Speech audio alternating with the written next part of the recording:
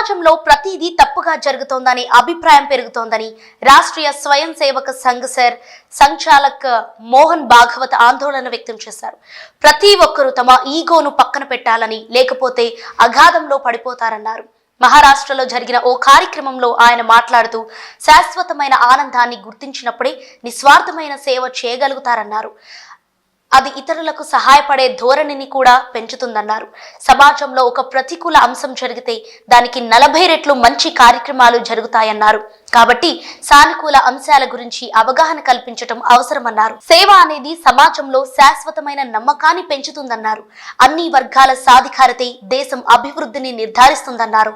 దేశ పురోగతికి దోహదపడేలా యువతను తీర్చిదిద్దాల్సిన అవసరం ఉందన్నారు. రామకృష్ణ పరమహంస ప్రకారం మనలో 2 నేనులు ఉంటాయని, ఒకటి ముడి పదార్థమైతే రెండోది పరిపక్వత చెందినది అన్నారు.